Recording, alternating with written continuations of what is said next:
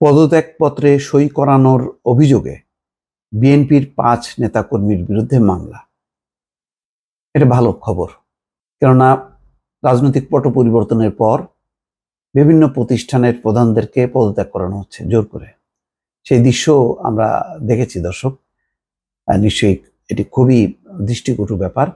যেভাবে ছোট ছোট শিক্ষার্থীদেরকে দিয়ে করানো হচ্ছে অথবা শিক্ষার্থীরা নিজেরা করছে, সেই কাজগুলো খুবই নিন্দনীয়।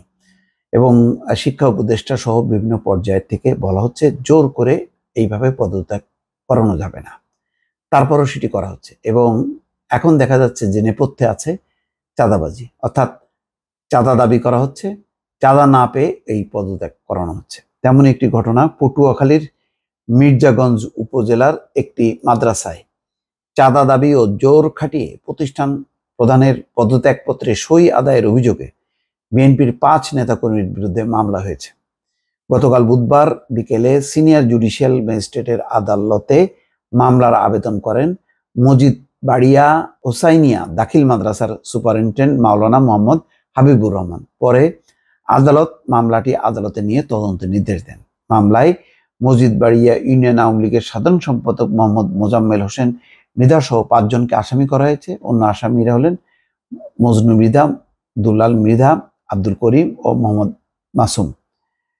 মামলার বিবরণে জানা যায়, আওয়ামী লীগ সরকারের পতনের পর গত ৭ই আগস্ট মাদ্রাসাটির সুপারিনটেন্ডেন্ট মাওলানা মোহাম্মদ হাবিবুর রহমানের কাছে ২ লাখ টাকা চাঁদা দাবি করেন আসামিরা। সেই সঙ্গে জোর খাটিয়ে একটি পদত্যাগপত্রে তারা সই আদায় করেন। এই ঘটনায় হাবিবুর রহমান প্রথমে মির্জাগঞ্জ থানায় একটি সাধারণ ডায়েরি করেন। গত ১৮ই আগস্ট আবারও তার কাছে গিয়ে একই পরিমাণ চাঁদা দাবি করেন বিএনপি নেতা মোহাম্মদ মোজাম্মেল হোসেন মৃধা ও তার সঙ্গীরা। এই ঘটনার প্রেক্ষাপটেই মামলাটি করেন হাবিবুর।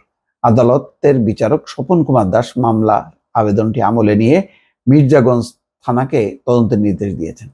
এটা একটা ভালো উদাহরণ হবে যদি এইটা করা হয়, কেননা বিভিন্ন প্রতিষ্ঠানে কিন্তু এক ধরনের অস্থিরতা, যে কে থাকতে পারবেন কি থাকতে পারবেন না, এবং যারা এখন বিভিন্ন প্রতিষ্ঠানে আছেন সবাইকেই গণহারে বলা হচ্ছে তারা আওয়ামী লীগের দোষক। এই আখ্যা দিয়ে এর পেছনে হচ্ছে জোর করে তাদের চাঁদার টাকা দাবি করা।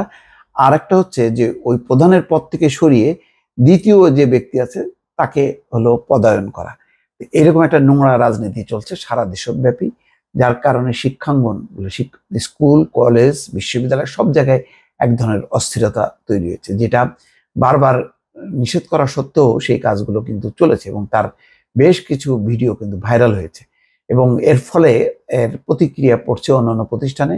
সব জায়গায় এখন অস্থিরতা, যে যারা প্রতিষ্ঠান পরিচালনা করছেন তারা কি দায়িত্বে থাকতে পারবেন নাকি পারবেন না, এবং এটাকে কেন্দ্র করে অন্য এক গ্রুপ সুবিধা নেওয়ার জন্য তৎপর হয়েছে। এইরকম একটি অস্থিরতার মধ্যে যদি এরকম জোরপূর্বক ঘটনা ঘটে এবং সেখানে মামলা করা হয় যারা দায়ী তাদের বিরুদ্ধে, তাহলে বিষয়টা ভালো দৃষ্টান্ত হবে। অন্তত এই অস্থিরতা কমানোর ক্ষেত্রে এই ধরনের নিয়ম বহির্ভূত কর্মকাণ্ডে যারাই জড়িত থাকবেন না কেন তাদের বিরুদ্ধে আইনগত পদক্ষেপ যদি নেওয়া হয় তাহলে এই অস্থিরতা কমবে, নতুবা এটি একেবারে ভীষণভাবে ছড়িয়ে পড়বে এবং অস্থিরতা শিক্ষাঙ্গন, প্রশাসন কোনো জায়গায় কে আর মাপ করবে না। দর্শক ভালো থাকবেন, আল্লাহ হাফেজ।